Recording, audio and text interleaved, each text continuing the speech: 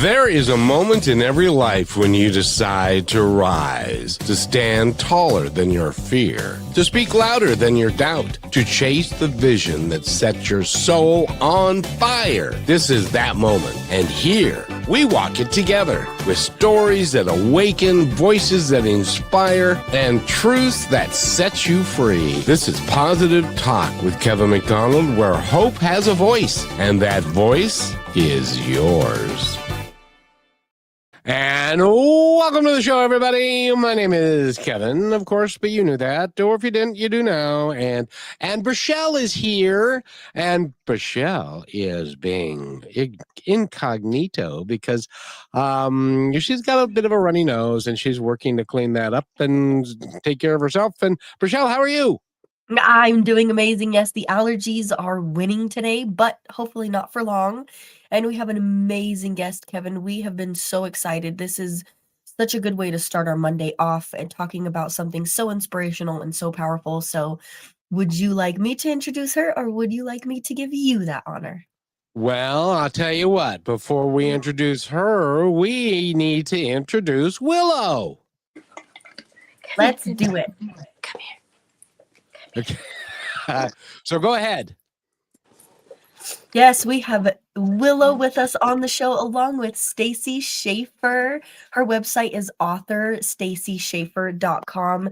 She is a children's therapist and also working to train this adorable cutie. If you can see her on the screen, I challenge you to do so. She is in training, as I'm understanding, and she's built for love and affection, and I think we all could use a little bit of that. So thank you for being here, Stacy, along with Willow. How are you guys doing? Good. Thank you so much for having us. Willow's a little confused because she would like to be pet by you and doesn't get how any of this works. Trust me, we would love to pet her too, because golden retrievers are wonderful dogs, and she's a little one. She's not a big old one. No, she wasn't even the run, but she's tiny. I can pick her up, so I say she's fun sized.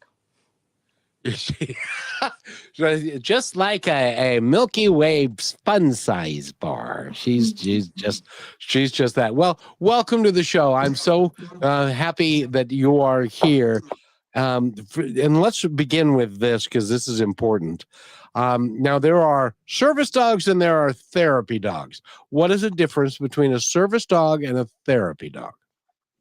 So my understanding is that a service dog is trained for a specific task, like getting the medication for their owner, ringing bells. Willow's job as a therapy dog is to provide comfort and affection. And so she is like a equal opportunity dog, because who doesn't want comfort and affection? But she is in every one of my sessions, and she gets to greet people, and I have 2 rooms. She knows the difference of the names of rooms. And her job is just to be adorable, and I think she's killing it. I want that job. Can I have a job like that, please? One of my clients was like, I just wish I could live a day in the life and be Willow. I'm like, don't we all? And because she is adorable and she knows she's adorable, and also tell me something about Halloween, because I heard a rumor. Is it true? It is true. So I for Halloween I'm going to be Ursula, and Willow is going to be an eel. And so she is flotsam and jetsam. She's going to be both. So she already has it because I'm that person, like the definition of extra. And so she is ready to go. We're probably going to dress up like all week, to be honest, because Halloween's on a Friday. So. Oh, there you go. And I looked at your website, and she's got some adorable pictures there. Brachelle, the name of the website again is? Yes, go visit her website. It is authorstacyschaffer.com, and that is STASCY. Oh my gosh, SCHAFFER.com. And yeah, you have so many things on that website. Did you get into the therapy before more of the therapy dog type of stuff, or is that what kind of led you into that direction, was learning about therapy animals? Oh no, so I'm approaching about 20 years as a clinician for a child and adolescent. I It's kind of started Zoe, my previous golden retriever. Kids would ask me, they're like, "Can you bring Zoe in sometime?" Because she was on my business cards too. I've always had goldens, and Zoe, up until when she died, was like super high energy, and so I was like, I think she'd annoy you. I think you'd be like, "Oh, that's so cute. Okay, stop." And so I thought, when the time came, I was going to start fresh, like from puppyhood, to have that be all they know. And so therapy life is all Willow knows. And it's a Beautiful. fine, good life Oh, too. yeah. Yeah. And but you are, and the real reason why you're before we continue, I gotta say this. The ADA, the American Disabilities Act, was formed to help people with disabilities be able to do certain things. One of them is it's a service dog. If you are, as an example, we've all known people that were blind and they have a seeing eye dog, and other things that a dog can do. But a therapy dog is also there for the comfort and to help calm the human person. Well, I'll ask Stacy, because she is a therapist, and so she knows such things. But both of those things are important. So if you see a dog that's wearing a vest of some kind or something like that, two things. First of all, don't ask to pet the dog unless the owner grants you permission. And correct me if I'm wrong on any of this. And the second one is they are entitled to go into restaurants and into by law, to restaurants, on buses, to anywhere that the human person that needs their assistance, they're entitled to be. So never call the manager over and say, there's a dog in here or something, which it happens from time to time, or there's a dog on the bus. And it doesn't have to even be a dog. It can be a different type of animal that the person feels comfortable with and provides therapy to them. Have I misstated any of that, Stacy? No, and as a matter of fact, I'm actually the type of person, because I found people to be very respectful, like just looking at her like in stores, and I typically 100% of the time, unless I'm in a big hurry, I'll say, "Did you want to pet her?" And people are like, "Can I?" They're like, "I didn't know," and I was like, "It's always important, like to know or not." But I would want to pet her if I saw her, so I like to offer, and Yeah. so people are like, "Yes," and then. And I was like, you better pet me. Like, what? And so people, I love it when people say, "Oh, like she made my day," or like I was having a hard day, or like people will confide about, a pet that died, and we have a little tiny therapy session there. But I say she's a community dog. So. Well, perfect. Perfect. Now, let's talk about Stacy, the therapist, and Stacy, the author. That's by the way, you. That's also me. Yeah. Yeah. So first of all, you've been in practice for 20 years? Yeah, approaching that. Like I started my private practice in 2010 when I moved to Colorado from the Phoenix area. And I did a brief stint in community mental health at the same time. Not the smartest time in my life, but I learned a lot. And I was in the, like, what was I thinking? But I was working in adolescent intensive outpatient and running my practice at the same time. So now we just do the practice. Perfect. And the clientele that you work with is primarily younger. Yeah. Yes, I see kids, teens, young adults. So I say like ages 3 to 30, but the majority of my caseload are like tweens and teens, I would say. They have it tough right now, don't they? Yeah. And we also actually we live in the area, the latest shooting in America, the Evergreen. I see people in the Evergreen community. And so like Willow has been really supportive for a lot of crying kids. Her fur's been really wet. She's been very confused. Oh. But I know. And so people are like, I just want to hug Willow. And Willow's like, I'm here for you. And by the way, Brochelle's already fallen in love with Willow, haven't you? Yes, I have. And I know how comforting animals can be. Some people don't really understand that, but they have their personalities. Like your last pup and Willow, they both have a difference to them, but they both brought you so much hope and peace and love and excitement even at times. Have you seen a shift in your clients since you've had Willow there regularly? I think so. Yeah. I always say when they're like, why do I love Willow so much? I'm like, because dogs are better than people. Like, obviously. Right. But I'm like, hello, like jury's not out on that.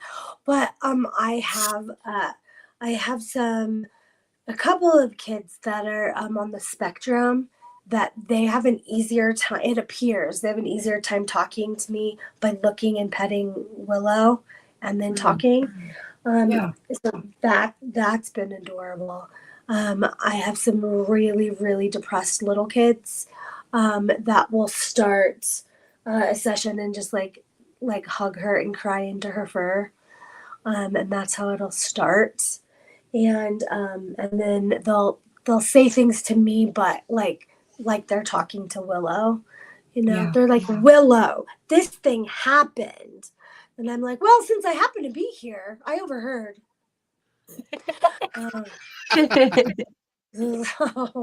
So yeah, I think that she's been a really big bridge. I give kids at the end of sessions these little like squishy mochi things, like in individual wrappers. That's it, like marks the end of a session, so it's time to wrap up. And when I got Willow, I was like, oh, I want to incorporate her. So now what I do, it's so cute, where the kids sit, there's treats, and I put the bag over her neck and I say, deliver. And she brings the bag to them. And then they take the bag and they give her a treat. It's kind of the cutest thing on earth. So. Oh, that's awesome. That is just awesome. And thank you for doing the work that you're doing, which has led to the book that you've written. How did that come about? Yes, I'm really proud of my book. It's pretty. Yay. It is very pretty. Right? And I fought for my butterfly because I'm really into butterflies. And so, yeah, the book came out in April. I did my own audiobook, which came out in May. I sound better. So if you're like, I wonder what this girl actually sounds like, get the audiobook. And so I wanted to do my own because I think I'm pretty funny. I'm an only child, so of course we have to think we're funny. And like the pauses and different things, like with the timing, I would have been irritated if someone else did it. So, but my book came out in April, and it's doing pretty well, and I'm pretty proud of it. As well, you should be. By the way, Brochelle's an only child too, so the two of you can only really children good. for the win. We know how to Yes. share. It's such a rare thing. Right? I don't feel so alone. Yeah, I'll use it sometimes when kids are like complaining about something. I'm like, help me understand what that's like. I'm an only, and they're always like, lucky. Oh, yeah. People say that to me too, which is weird. But, Stacy, I have to say we are lucky in the sense of, since I didn't have siblings, we had animals. And so in a way that I had therapy animals around me all the time, every day, that were my siblings. And still to this day, we call both of my dogs, they know me as Sissy because I am their sister. That's adorable. So did you have the same experience? Were you around a lot of animals? I mean, I had a dog growing up. I had Labrador retriever named Thumper because her tail did the thing on Bambi. Thumper, thumper, thumper. Oh, beautiful. Yeah, so dog, but yeah, I've only ever like had dogs, and so yeah, the different animals that my clients have, I'm like, I have no frame of reference for that when they talk about their pet axolotl. I'm like, tell me more. And by the way, we're talking with Stacy Schaffer. She is an author. She is a therapist. She is the owner. Well, I'm not sure who owns whom, but she's got a therapy dog named Willow. And we need to take a break. And when we come back, we're going to talk more about her work and kids and how she's helping kids figure out how to live in this crazy world that we have these days, live a decent and good life. So we will return in just about 45 seconds or so. So we'll be right back with Stacy Schaffer. Love, war, and freedom collide in the Girl of Many Crowns. Judith of Francia's story will take you from the heart of royal courts to the chaos of Viking invasions. It's a tale of resilience and courage that proves history is not just written by kings, but by women who dared to choose their own path. The Girl of Many Crowns is available now on Amazon Books, Kindle, Amazon Audiobooks, Barnes & Noble, Kobo, and Book Baby Bookshop. Don't just read history, experience it. Order your copy today. And welcome back to Positive Talk with Kevin McDonald and Brishelle, how are you? I'm here. I'm doing so good. We have Stacy Schaffer with us. Go look at her website. She has everything on there. It is authorstacyschaffer.com. And Kevin, do you happen to have a question? Because I have one that popped into mind I'd really like to ask. Go ahead, real quick. As a matter of fact, the president's calling, so let me take over, Brishelle. I'll be right back. Okay, sounds good. I'll be here. So you're not alone. Hello, everybody. I am looking a little bit rough today, thanks to the allergies, so just ignore that part. But Stacy, I'm thinking about the work you're doing, and right off the bat, I think about the parents. So how do you involve the parents in this process with your therapy? Yeah. So, like, first off, I think that I have such a high respect for parents who bring their kids to therapy. I think it's so brave to be like, this is out of my scope. Please help me with this kid that I love. And so I think starting from that point of like, we're partnering together. It's a lot of why my title is the way it is, like with love. Because it was really important to me that it didn't come from a place of like a kid's therapist is up here talking down to you and that like, oh, you shouldn't be doing XYZ. That it's like, no, here's just my observations on this side of the couch. And so like, what do you see? And let's combine our knowledge together. So I found that most parents are like open to most things that I say. Oh, good. It's not always the kids want to be forthcoming with the things. Right. But that's the bigger caveat. But I have found parents to be really responsive. Yeah. As you work with these kids too, do you see a change in the relationship that they have with their parents along the way? Maybe gets just a little bit better, or the parents will come and say, hey, I found that maybe some specific things are now easier. Because I know a lot of times we all have our different story. Kids go through their different experiences, but it also, there's got to be some things that you kind of see that add up, that are alike in a lot of these kids. Do you help them specifically just to their situation, or do you kind of involve the parents in exactly what you're doing, or do you kind of leave it up to the kid to show the parent what they're learning? Yeah, that's a good question. I mean, it definitely depends.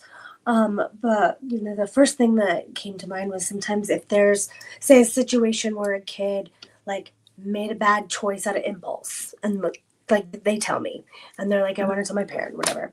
So we bring parent in, and so I say to the parent, has there ever been a time that you made a decision that was actually impulsive that you regret? And they're like, and they can kind of see I'm trying to normalize, like, your parent, like, is a human too. Spoiler alert. And so like, and so they'll be like, yeah, like I stole Tic Tacs from my mom and whatever, whatever. And kids are like, you did? And I'm like, yeah, and we can learn from that, right? Because now we know better. And so they knew from that. And so I really like to like normalize the playing field of like, your parents have just been alive longer, but they had to do this too, because here we are. They also had to go to middle school because middle school. And so I think it really depends on the scenario. I also, it's that some of like the motivation for my book, because how it works, like everyone knows the limits of confidentiality. Like if you tell me you're going to hurt yourself, you're going to hurt someone else, someone's hurting you. And then, but other than that, like things are gray. And so how I keep everyone happy, I tell them in the intake, both. I'm like, I will never quote your kid. I will never quote you unless it's in those categories. But your parents going to want to know what's happening. So I'll tell them either something I said, something we did, something we created, the topic. And I found that there were a lot, and there still continues to be a lot, of things that fall into a really murky gray. Such as like a request that they wish their parent did better. Like, here's why I don't talk to my parent, because when they slam doors and say that they are not mad, that is confusing and I don't trust them. So I hear that one like a lot. And so I have said in the past, okay, so what would you think about like me trying to approach it with my parent? With their parent? And they'll be like, no. They'll say that I'm the worst parent ever and it'll be bad. And so then I'm stuck with like information that could be useful and a kid like venting to me about something that like is, resolvable. So I was like, what if, like, I was like this emoji. I'm like, what if I wrote something that wasn't tied directly to a family? That I'm like, here's what I'm seeing on this side of the couch. Like, when we are incongruent with how we behave and what we say, that's confusing and it makes your kid not want to talk to you. Yep. You mean teenagers don't want to talk to their parents? Be still my foolish heart. That never happens. Weird, right? So I know, it's just highly unusual. Because, even though parents are younger, they're still twice as old, generally speaking, as their kid or more. And that makes it. And so our life experience isn't the same. right. And even based upon any of the same basic rules that what we, as an example, I would be a grandparent now. I was in middle school 55 years ago. And so I would have absolutely no understanding of what's going on with them today. And so I would need to use someone like you as a bridge between what I thought was reality and what the child is experiencing as reality, because it's, even though it's the same planet, they're two different things, aren't they? Oh yeah, and I actually wrote to specifically that thought. There's a chapter called #TruthBombs, and one of the truth bombs is sometimes when we try so hard to be relatable, we become unrelatable. Such as if, a grandparent says to a kid, I was a kid once too. Well, you were, because that's how development works. but you didn't have to deal with the social media pressures. You didn't have to deal with the school violence pressures. You didn't have to deal with like what's happening in our world now. Like there's so many things that are different, that's the context in which our kids are living. And so they're like, you don't get it. And by telling me like, yeah, it's fine, I know, you're telling me you don't want to connect with me in the country in which I'm at, because you're over there. Like it is a foreign land from your experience to mine. So yeah, so I feel like it is important to know a lot of the cultural context of what our kids are dealing with. Well, and even like school shootings are a thing. It's a terrible thing, and if you're contemplating something like that, please stop. But I remember when I was in school, we had fire drills. We had maybe one or two a year, and it wasn't a big deal. Now they're having what are they having? It's called intruder drills Lockdown drills. Lockdown drills, and that sort of thing. That can't be good for the sanity or for the safetiness of the facility with which they are in. So it gives them a whole different perspective on it that I wouldn't even understand, because that never even crossed anything. That wasn't a thing. It wasn't something that we would deal with, but it is now, and everybody has to deal with it. You can't avoid it, right? Yeah, and I think because kids today, like the kids that are currently in school, they don't know a world without doing lockdown drills. That's all they've known. And so, and I think what's also tricky is that some of the profile of people who are the shooters, they were kids knowing where everyone was hiding because they were part of lockdown drills. And so it's insane to me that we are not doing a better job protecting our kids. But my experience, they're stressed out about it a lot, but they don't know that there's a world that they could just go to school and it would be fine. I have female clients who are afraid to take care of themselves when they need to take care of themselves on a monthly basis, because if a lockdown happens when they're in the bathroom, they're locked out of their class. And so then they are fair game. So they're coming to me to say they're anxious about it. Of course you are. Of course you are. Yeah. Right? And so like it's just ridiculous, because I'm like, we're really close to like the Evergreen shooting that happened, and then everything is heightened all around us, right?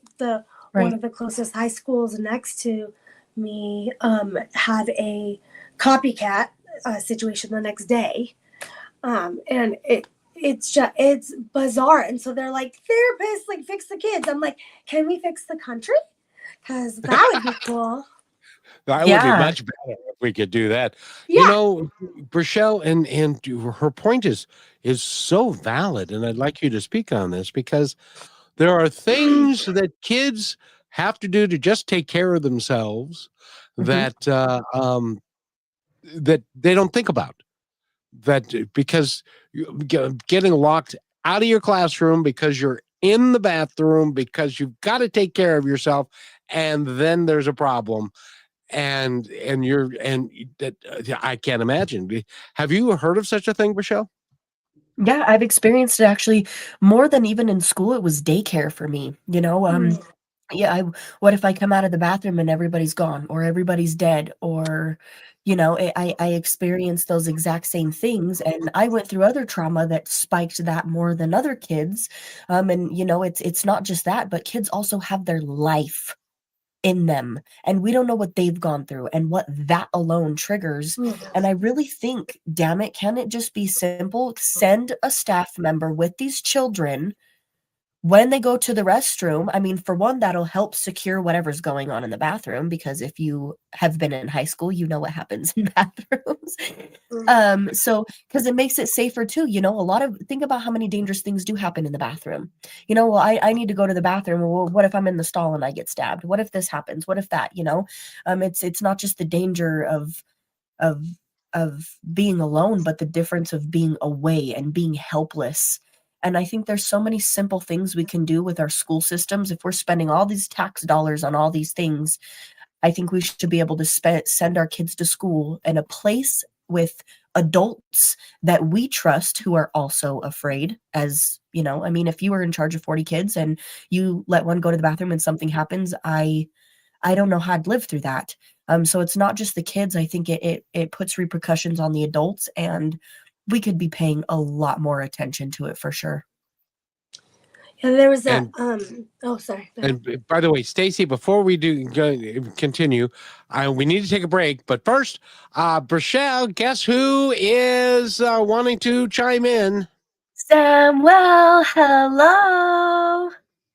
And Samuel, and Stacy's going, what the hell? Who the hell was that? And so, Brachelle, go ahead and read his message. Yes, Samuel reaches out. He says, "Happy New Week, Brother Kevin, Sister Brachelle, and guest Stacy. Receive greetings from Kiberia Restoring Hope Center, based in Kiberia slums, Nairobi, Kenya. Watching this favorite program talk show with my friends. God bless you and live longer so that you continue with this. We will watch the program until the end." And thank you for being here, Samuel. We love you. Thank you for listening in and being involved with all the kids. Just for a background, Stacy, when we come back, we'll continue on. But Samuel, it takes care of 350 kids and has now started a education program for them. And he sends us videos and keeps in contact. So having this knowledge from you is just as big of a deal for him in Kenya. So. Wow. Means so So much. you are talking to people all over the world, Stacy. I hope you know. Crazy. Yeah. And we need to take our halftime break, and we'll be right back in just a minute and 10. Stay with us, everybody. You're listening to Brushwood Media Network, the best in syndicated talk, news, and entertainment shows. Are you looking for your daily dose of inspiration? Stay connected to all your favorite shows, music, and news with the Brushwood Media Network app. From Positive Talk Radio to Greatest Vibes Unplugged and so many more uplifting voices around the world, everything you need is right in one place. It's easy to use, too. Always available and designed to keep you inspired 24 hours a day. Go to brushwoodmedianetwork.com and download the app, and you will always have Brushwood Media available on your smartphone. Download it now and make inspiration and music and conversation part of your everyday. And welcome back. We're talking to child therapist Stacy Schaffer. Brachelle is here. I am here. And Willow is here. If you're wondering who Willow is a therapy dog of note. Her job is to do nothing but smile, get petted, and express love to everyone she meets. Have I misrepresented that, Stacy? No, she's currently sleeping because she has a hard life. Too much love. Need a break. It's hard to be alone. I gotta ask you, because her mission in life is to be petted and to be loved. Does she ever say, no, I'm not feeling it today, leave me alone? Sure does not. Nope. No, she rolls over and she like elongates her whole body. And yeah. And says, "Pat my tummy." She actually does this thing that I'm like trying to train out of her because it's kind of rude. But if someone stops petting her, she'll put her paw up and be like, "You're not done." And I'm like, "Willow, people are allowed to be done." And she's like, "But they're not." she knows. And that's a really, really good dog. I've had a couple in my life, and I miss them. And but I can't get another one because I don't want them to outlive me. And and that's isn't that right, Rochelle? I mean, kind Well, I've of. never heard it put in that perspective, to outlive you. Isn't that the whole point, Kevin? Well, no, because then this dog that I've formed a close bond with that gets to sleep on my bed and gets the couch and gets the food that they want and gets the walks that they want. And then he goes somewhere else and he might be part of 2 or 3 and doesn't have the same attention. No, you can't get on the bed. Get down. Get down. You can't get on the bed and stuff like that. And I wouldn't want to put a dog through that. That sounds like you're trying to be controlling and you need to let it be. But also, I understand what you're saying. That is valid. And that's how we should be with each other. You can't just, a lot of people move animals around and don't take account for what they go through and what they feel as well. I think children have the same thing, if they're moved from grandma's house to aunt's house to mom's house to the sister's house, and it gets confusing, and there's a lot of rules and there's a lot of things that are different. And as we were talking about the prior conversation before the break, I'm thinking a lot about trust. Is there certain things you do with these kids, Stacy, when they first come into your presence to build trust with them? And here's the reason I'm asking. When I was younger, I had 2 therapists that were the worst things of my entire life. And I wouldn't say that because they were bad people. The first one was an older lady. She was super sweet. She did the best she could. But she didn't really build that trust enough with me. And I didn't understand probably anything we ever did or talked about. I just thought that my mom was paying her so that we could talk about things. But the second therapist I had is when it really hit me, because I told my therapist something and then she told my mom. And it was this huge thing, right? Because I was telling her that I wasn't happy and didn't want to live. So there was that part of it. There was like, the parent should probably know, but when a child confides in you as one person they decided to trust to finally speak, how do you protect and nurture that trusting relationship with them, even if you do maybe at some points have to tell the parents? Do you at least give them a heads up or something? Yes, and so I'm sorry that happened to you. One of the initial ways in the intake session with kids, because I meet with parents first, and then I'll meet the kid, and so Right. I tell them, hey, like, you get a say in if you want to come back here or not. I'm like, if you don't know what to expect the first session, I'm like, but this isn't going to work if you don't feel safe. So if you ever don't, I want you to communicate that. And so I'm like, do you feel like this is a place you want to come back to? And they're always like, yes, because it's like therapeutic Disneyland. It's very exciting. I have a cute dog. So, and so I say, so you have a right in here called I pass. I'm a therapist. So I ask nosy questions to try to help you feel better.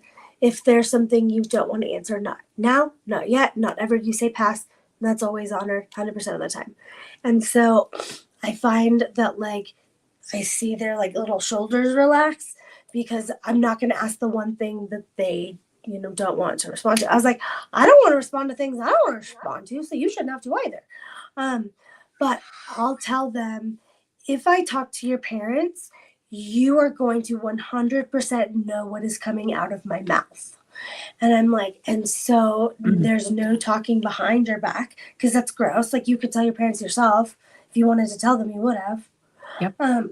And so Exactly. in a scenario like that, like, were you like in danger of, were you in danger for you? Rochelle, your It voice. was prior. I wouldn't say, I mean, to me, it was full danger. But I had been through some sexual abuse and trauma and like some verbal things that had added up. So it was years prior. And by the time it finally came out, it was all kind of over with. And I had already processed it Yeah. in my own way and stuffed it down. So a lot of times during this therapy for me, it was kind of remembering and even knowing. I was the kid that would hide under the chair, that would yell at you or wouldn't say anything or would just cry. And by the end of the sessions, I was eating suckers and playing in the sand and drawing pictures and doing things. But yeah, it was a very confusing process. And that's what I'm saying, through no matter what a kid has gone through prior to them coming to you, there's got to be a special way that each of these kids are handled, because you really don't know until they tell you, right? I mean, without the parent giving you some sort of background. No, yeah. So I mean, because the only way that I involve a parent is like if there's like a plan, like if there's a suicidal plan, that's when Yeah. like required. But like Right. if there are thoughts, like because I'm not alarmed at ideation, and so I mean it really depends. But never would I ever communicate to a parent without the kid knowing. I also don't see siblings unless the first client that I see is okay with it. And so if a parent's like, I want you to see the other kid, the other kid wants to come, I'll like, well, we got to check with the first kid. And some of them are like, yeah, he needs you too. But some of them are like, that would make me feel weird. I'm like, then it's a no. Then it's an absolute no. And so it's really important to me that safety is like fostered here, and that that there's choice, and like they get choice of room. I have like 2 different rooms, and a mom asked me the other day like to make him choose this room, and I was like, we don't do that here. Like, what? And I was like, he can choose whatever room, because like it's more grown up, and so I'm like, he'll sit there and talk to me with the fidgets and the slime. It's fine. And so like there's not much more that's important to me than fostering that safety and relationship, because if that is shattered, then you have nothing. Like then what do you have, theories? Like meh. Yep. Yeah, well, and the perspective from the child and the parent is going to be different. So that's fair to say too. Go ahead, Kevin. Well, I was just going to say that do you ever have parents? My brother-in-law, who's long since gone now, when he was getting therapy, and the therapist said, because of what he had said during the therapy sessions, I think we need to have your mom and dad come in and have the 3 of us talk about all the things that you've been talking about. And when she called the parents and said, I'd like you to have you come in so the 3 of us can sit down, the mother absolutely refused. She said, there's nothing wrong with me. It's all his problem. I'm not going to be involved. And he was in his 20s at this point and had a cocaine problem and stuff. And she said, it's not my problem. I didn't do it. I don't want nothing to do with it. And so they didn't go. Does that ever happen in your practice, or does that happen amongst parents, that they totally disavow any possible dysfunction that a child may have because Johnny or Alice, she's just perfect in every way, except for she's got these weird ideas, and you know what I mean? And do parents kind of look at it that way sometimes, or are they more sympathetic? To get to you, I imagine they're a little bit more sympathetic. Yeah, I mean, like it definitely depends. I've been fortunate. A lot of parents are open to my feedback in a way that sometimes leans the other direction, that like they're too open. Like, please tell me every single thing I'm doing wrong ever. And you're like, whoa there, Turbo. Like, I'm like, here's where we start. People come to me and say, I think I've screwed up my kid. And I say, so your kid is being raised by humans. So there's a margin of error. Let's not like analyze every mistake we've ever made. Let's like move from there. So, I mean, I think it really depends. When I worked in community mental health, all of the kids had one of us as an individual therapist and then the other one as the family therapist.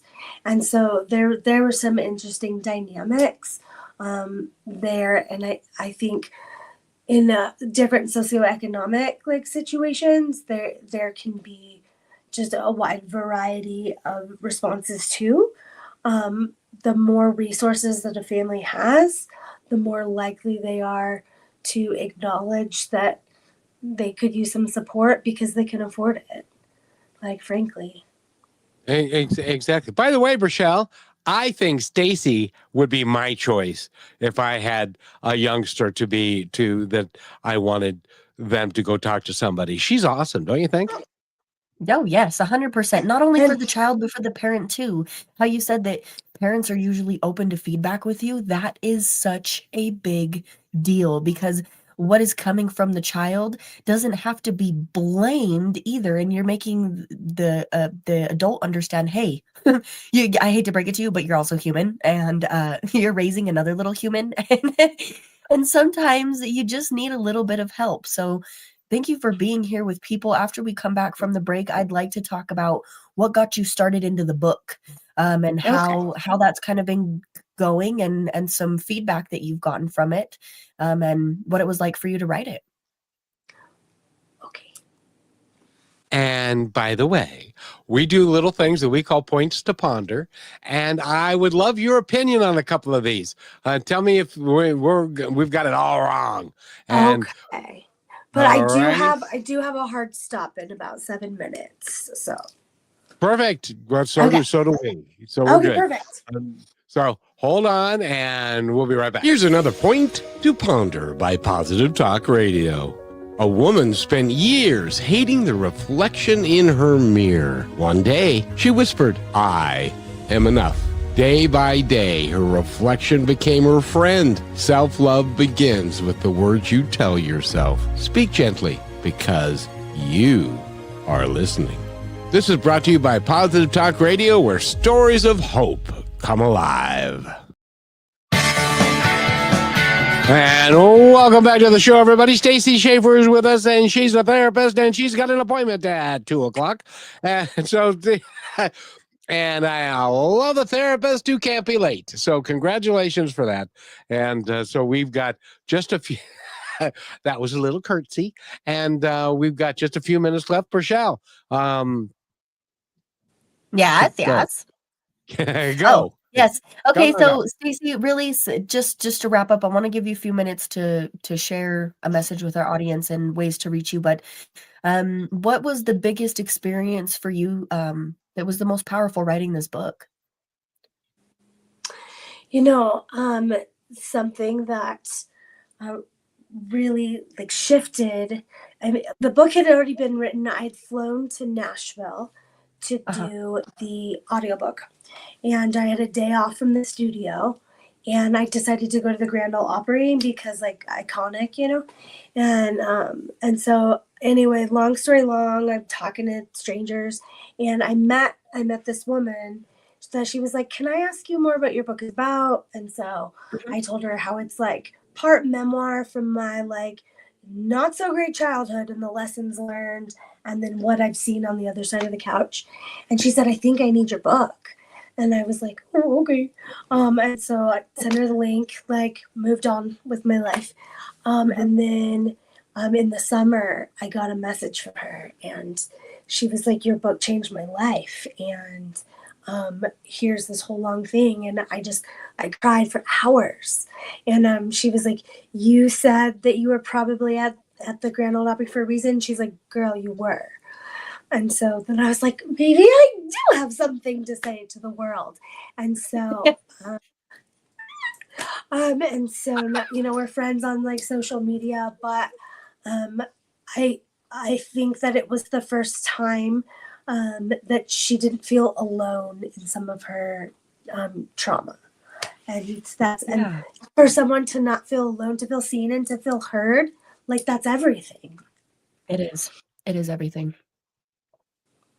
And we really appreciate you being here because you will impact a whole lot of people from being on the show and the book that you've written. And the name of the book again, Rochelle, is? Yes, I do not have the name of the book pulled up here, but yes, with love from a children's therapist. And I don't care if you're 30 or 40, you can still get tips from a children's therapist, because if you're a child at heart, you're still a child, and none of us really grow up anyway. We all have, isn't that right, Stacy? Well, yeah, I say that it's for anyone who loves someone who's 11 or who has ever been 11. Because there's all of us have like different child parts that are part of us, that deserve to be seen and heard. And some of my friends that never planned to have kids have said that it helped them. And so I think that everybody could get something. Because you said it best.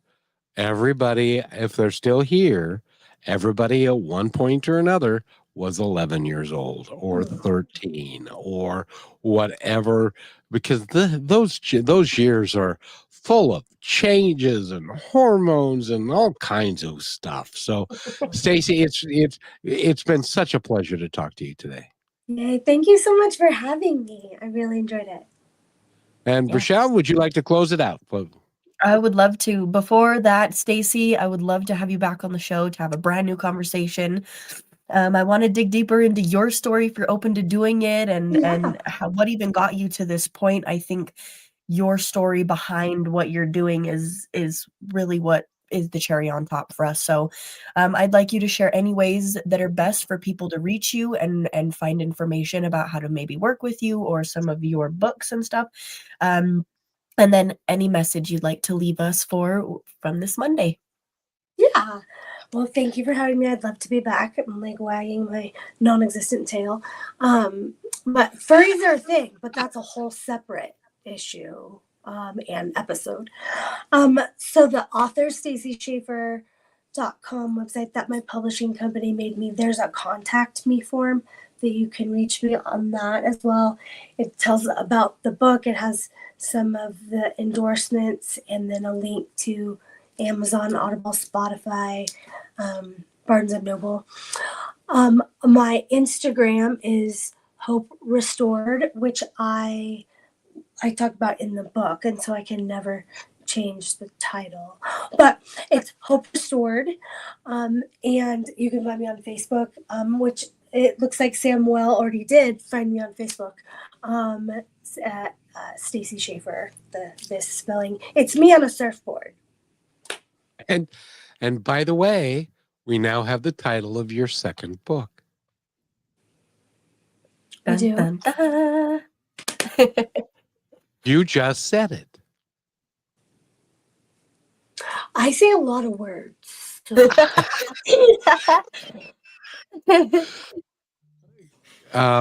Something Hope?